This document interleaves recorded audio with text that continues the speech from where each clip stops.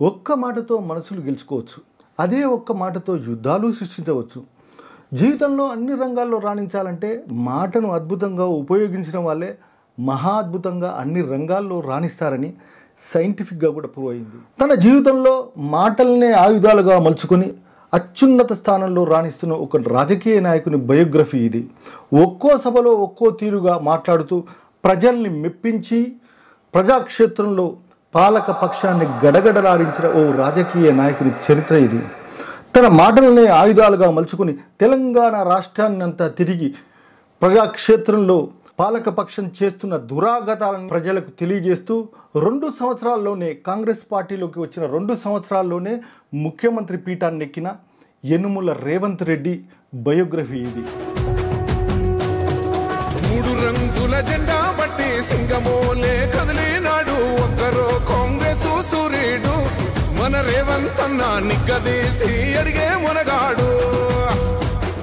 తన మాటలతో ముఖ్యమంత్రి పీఠాన్ని ఏ విధంగా సాధించారు, తన మాటలతో ప్రజల్ని ఏ విధంగా మెప్పించారు, ఆయన స్పీచ్లో జ్వలించే పదాలను ఉపయోగించి జనం గుండెల్లో ఏ విధంగా నిలిచారు, తన ప్రసంగాల్లో ప్రజల గుండెల్లో సుస్థిర స్థానం ఏ విధంగా సంపాదించుకున్నారు. కాంగ్రెస్ పార్టీ దీన పరిస్థితిలో ఉన్నప్పుడు తన పగ్గాలు చేపట్టి కాంగ్రెస్ పార్టీని ఏ విధంగా ముందుకు నడిపాడు, తన ప్రసంగాలతో ముఖ్యమంత్రి పీఠాన్ని రేవంత్ రెడ్డి ఏ విధంగా కైవసం చేసుకున్నాడు. మాటలకి ఇంత ప్రభావం ఉంటుందా? నిజంగా ముఖ్యమంత్రి రేవంత్ రెడ్డి తన మాటలతోనే ముఖ్యమంత్రి పీఠాన్ని దక్కించుకున్నాడా? ఇది పరిశోధనాత్మకంగా మేము చేస్తున్న స్టోరీ. ఇలాంటి స్టోరీలు మీకు అందాలంటే కిందున్న సబ్స్క్రైబ్ బటన్ వెంటనే నొక్కండి, పక్కనున్న బెల్ బటన్ కూడా నొక్కండి. ఇప్పుడు విషయంలోకి వస్తే, దేశ రాజకీయాల్లోనైనా రాష్ట్ర రాజకీయాల్లోనైనా మాటల మంత్రంతో మంత్రముగ్ధులు చేసిన వారే అత్యున్నత స్థానంలో నిలుస్తున్నారు. లీడర్కి క్యాడర్ ఉంటే సరిపోవట్లేదు, లీడర్ మాటల్లో పవర్ లేకపోతే అక్కడే నిలిచిపోతున్నారు. లీడర్ మాట్లాడితే ప్రజా గొంతుక ఇది మా బాధ అని ప్రజలు విశ్వసిస్తున్నప్పుడే ఆ నాయకుడు ప్రజాక్షేత్రంలో రాణిస్తున్నాడు. ప్రజల బాధను తన బాధగా, తన గొంతు నుంచి వచ్చే ప్రతి మాట ఇది మా బాధ అని ప్రజలు విశ్వసించినప్పుడే ఆ రాజకీయ నాయకుడికి లైఫ్ వస్తుంది.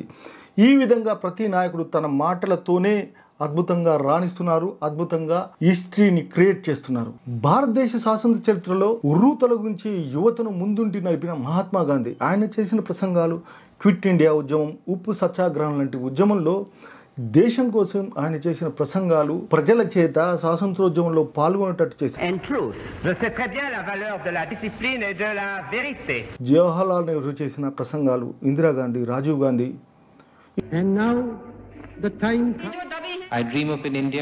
ఇలా ఎంతో మంది ప్రసంగాలు నేటికి నిలిచినాయంటే వాళ్ళు మాట్లాడిన తీరే. మేరే ఖూన్ దో ఆప్కు ఆజాద్ దూంగా అని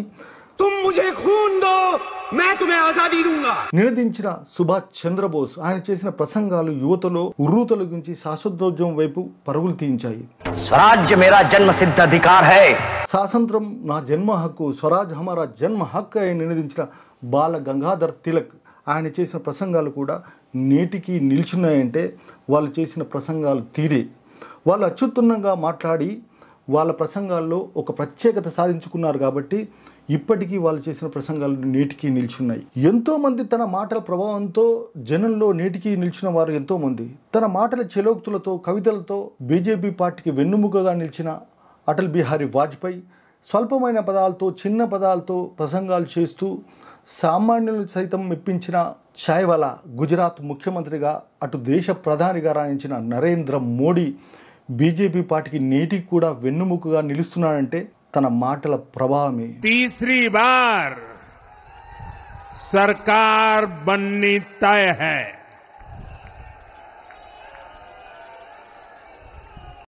ఢిల్లీ ముఖ్యమంత్రి కేజ్రీవాల్, శశి థరూర్, అన్నా హజారే, మమతా బెనర్జీ, ఆదిత్య యోగినాథ్, తమిళనాడు చెందిన పెరియార్, రామచంద్రన్, జయలలిత 1982లో పార్టీని స్థాపించిన 8 నెలల 10 రోజుల్లోనే ముఖ్యమంత్రి పీఠాన్ని ఎక్కిన ఆంధ్రుల ఆరాధ్య దైవం నందమూరి తారక రామారావు కూడా తన మాటల ప్రయోగాలతో అద్భుతంగా రాణించి ముఖ్యమంత్రి పీఠాన్ని ఎక్కారు. హరిజన గిరిజన దళిత వర్గాలు ఊడల్లో, అడవుల్లో, గుడిసెల్లో మగ్గిపోతూ ఉంటే చూచి భరించలేక ఉమ్మడి ఆంధ్రప్రదేశ్లో 3 నెలల పాటు గ్రామాన్ని తిరుగుతూ, పల్లెను తిరుగుతూ 1475 కిలోమీటర్లు మండు టెండలో, ఇటు వానల్లో సైతం పాదయాత్రలు చేస్తూ తన ప్రసంగాలతో ప్రజల్ని మెప్పించి ఒప్పించి 2 సార్లు పీఠాన్ని ఎక్కిన వైఎస్ రాజశేఖర రెడ్డి ప్రసంగాలు, అసెంబ్లీలో ఆయన చేసిన ప్రసంగాలకి టీఆర్పీ రేటింగ్లు వచ్చాయంటే ఆయన ప్రసంగాల తీరు ఏ విధంగా ఉందో తెలుసుకోవచ్చు.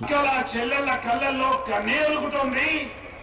ఈ కన్నీటిని శాశ్వతంగా తుడిచినంత వరకు ఎన్ని త్యాగాలైనా నేను చేస్తానంటుంది. తెలుగుదేశం పార్టీలో డిప్యూటీ స్పీకర్కి రాజీనామా చేసి తెలంగాణ ప్రత్యేక రాష్ట్రం కోసం పోరాడి అనేక ఉద్యమాలు చేసి తెలంగాణ ఉద్యమాన్ని ఉర్రూతొలగించి యువతలో తెలంగాణ ఉద్యమం వైపు నడిపించిన మహాయోధుడు, పోరాట పటిమగల నాయకుడు కల్వకుంట్ల చంద్రశేఖరరావు చేసిన ప్రసంగాలు తెలంగాణ ఉద్యమానికి ఊపిరిపోసాయి.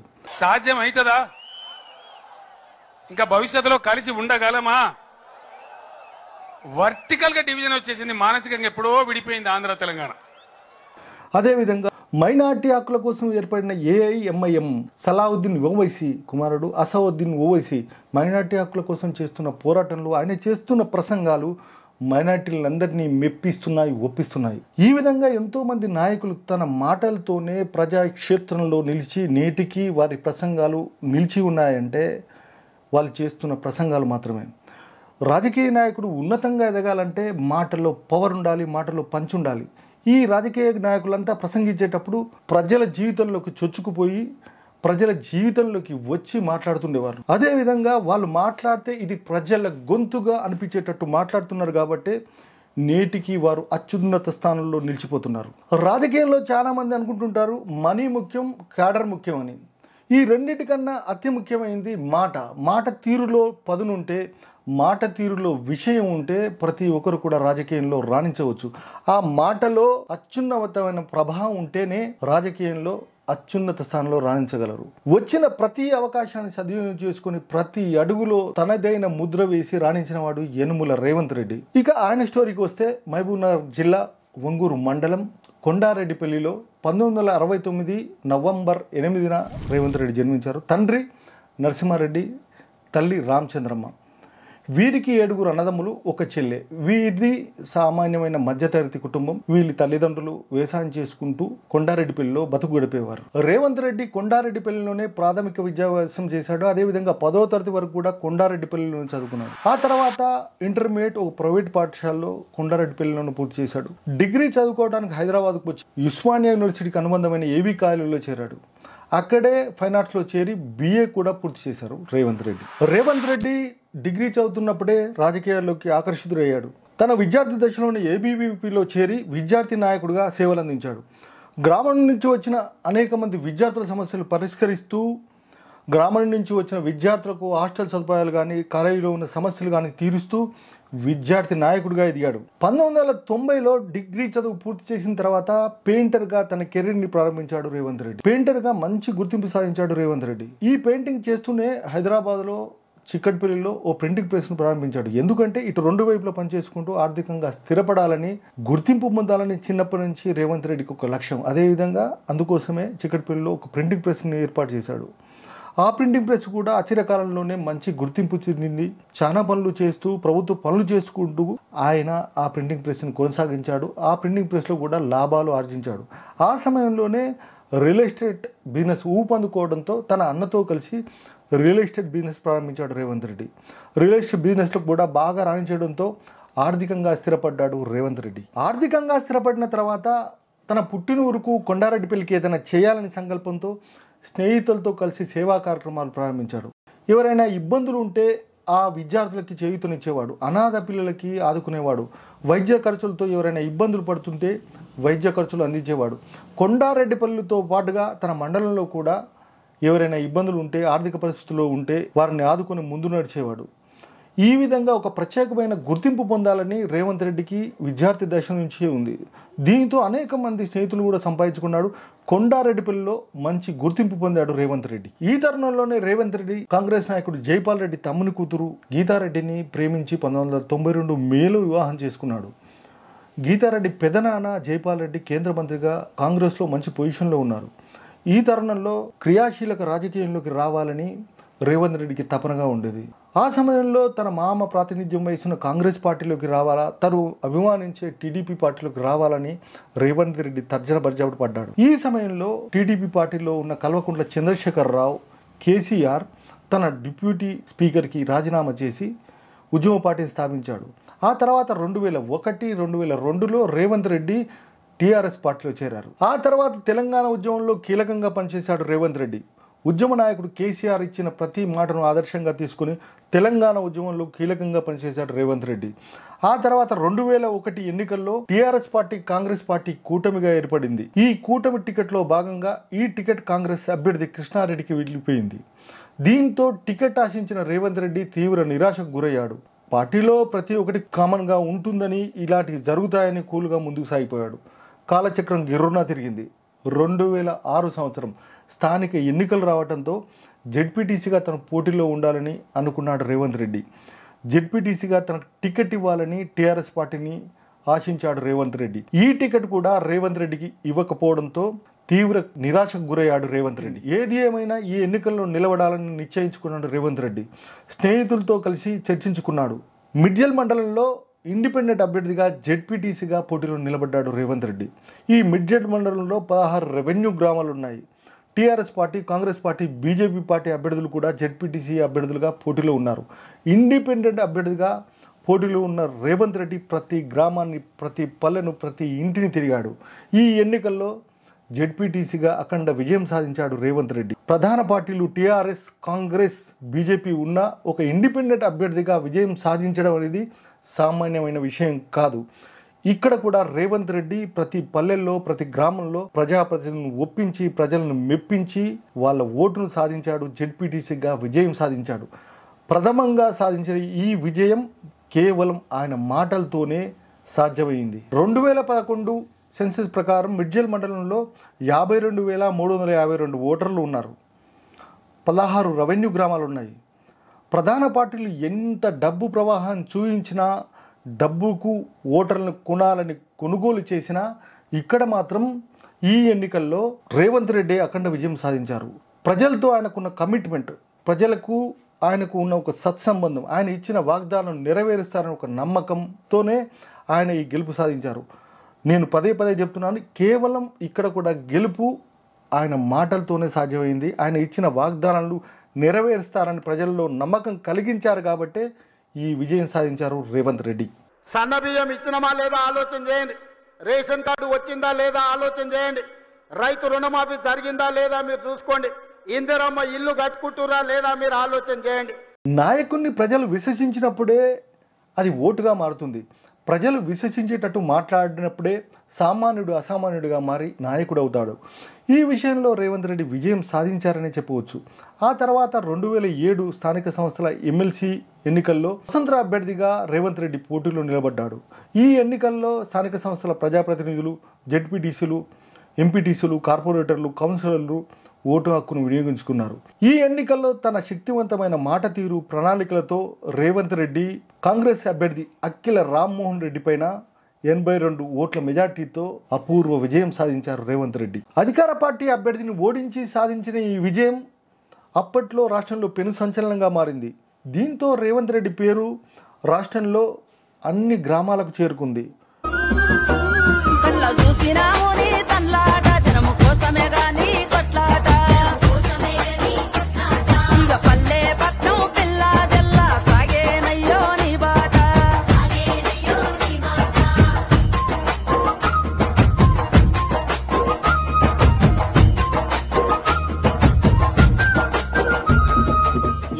ఈ విషయంలో కూడా ఓ సామాన్యుడు అసామాన్య రాజకీయ నాయకుడిగా ఎదగడానికి ముందు వరుసలో నిలిచింది మాట.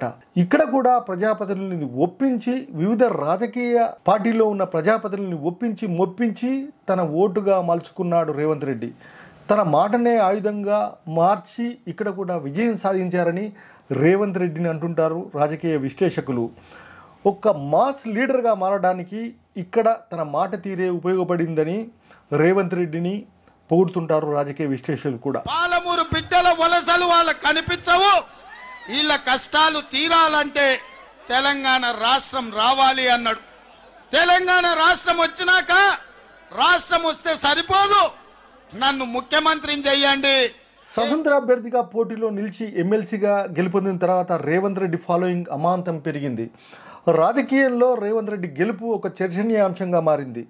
ఈ తరుణంలో రేవంత్ రెడ్డిని తమ పార్టీలో చేర్చుకోవాలని ఇటు టీఆర్ఎస్, టీడీపీ, కాంగ్రెస్ పార్టీ, అటు బీజేపీ పార్టీలు కూడా తీవ్రంగా ప్రయత్నం చేశాయి. ఈ తరుణంలో రేవంత్ రెడ్డి ఏ పార్టీలో చేరాలని ఆలోచించుకున్నాడు. తన ఇష్టమైన పార్టీ, తనను అభిమానించే పార్టీ టీడీపీ పార్టీలో చేరాలని నిర్ణయం తీసుకుని ఆ తర్వాత రేవంత్ రెడ్డి టీడీపీ పార్టీలో చేరారు. తెలుగుదేశం పార్టీలో చేరిన తర్వాత పార్టీలో కీలకంగా పనిచేశాడు రేవంత్ రెడ్డి. పాలక పక్షాలపైన తనదే శైలిలో విరుచుకుపడ్డాడు. లాల్ చేసుకున్న వాళ్ళు అందరూ లాల్ బహదూర్ శాస్త్రులు గారు, గడ్డం పెంచుకున్న వాళ్ళు అందరూ భగత్ సింగులు గారు, ఫ్లెక్సీలు కట్టిన వాళ్ళంతా నాయకులు అవుతారా? ఎవడున్నాడు ఒకడొకడు సినిమా టాకీస్ల కాడ బ్లాక్ టికెట్లు అమ్మేటోడు, జేబులు కొట్టేటోడు, రోడ్ల మీద మా అమ్మలక్కలు మెడల మా అక్క బంగారం గుర్తు పెద్ద దేశం బయట అక్కడ దుడ్డ పుచ్చుకపోయేటోళ్ళు. శాసన మండలిలో జరిగే చర్చలపైన వాడి వేడి చర్చలు చేసి ప్రజా సమస్యలపైన పోరాడాడు రేవంత్ రెడ్డి. విభిన్న శైలిలో పోరాటం చేయడం, పార్టీలో కీలకంగా పనిచేయడంతో చిరకాలంలోనే సీనియర్ నాయకుల మన్ననలు పొందాడు రేవంత్ రెడ్డి. ఈ తరుణంలో పార్టీలో కీలకంగా పనిచేస్తున్న రేవంత్ రెడ్డికి మంచి భవిష్యత్తు ఉందని, రాబోయే రోజుల్లో రాజకీయంలో కీలకంగా రాణిస్తారని చంద్రబాబు నాయుడు కూడా కితాబిచ్చారు. ఈ వీడియోలోనే రేవంత్ రెడ్డి బయోగ్రఫీ మొత్తం చెప్పాలనుకున్నాం. తన మాట తీరుతో తర్వాత ఎమ్మెల్యే ఎలా అయ్యారు, తర్వాత కాంగ్రెస్ పార్టీలోకి ఎలా వచ్చారు, పిసిసి అధ్యక్షునిగా ఎలా ఎదిగారు, ఆ తర్వాత తెలంగాణ ముఖ్యమంత్రిగా ఏ విధంగా పీఠాన్ని ఎక్కారు, తన మాటల పదునైన ఆయుధాలుగా మార్చి కాంగ్రెస్ పార్టీని ఏ విధంగా ముందుకు నడిపిస్తున్నారో ఇది విశ్లేషణాత్మక స్టోరీగా మార్చి మీకు అందించాలనుకున్నాం. నిడివి పెద్దది అవుతుండడంతో ఈ భాగాన్ని రెండో భాగంగా చేయాలనుకుంటున్నాం. ఈ రేవంత్ రెడ్డి రెండో ఎపిసోడ్ మీకు త్వరలోనే అందిస్తాం. అంతవరకు మా ప్రైమ్ టీవీని సబ్స్క్రైబ్ చేసుకునే వాళ్ళు ఎవరైనా ఉంటే కింద ఉన్న సబ్స్క్రైబ్ బటన్ నొక్కండి, అదేవిధంగా బెల్ బటన్ కూడా నొక్కండి. ఎందుకంటే మేము చేసే వీడియోలు సరాసరి మీకు అందుతాయి. రెండో ఎపిసోడ్లో రేవంత్ రెడ్డి ముఖ్యమంత్రిగా అవ్వటానికి ఏ విధంగా తన మాటలను ఆయుధంగా మార్చుకున్నాడో అది పూర్తిగా వివరిస్తాను. అంతవరకు మా వీడియోను లైక్ చేయండి, షేర్ చేయండి, మీ బంధువులు మిత్రులకు మా వీడియోలను పంపించండి. మీ ప్రైమ్ టీవీ, మీ పత్తిపాటి రమణాకర్.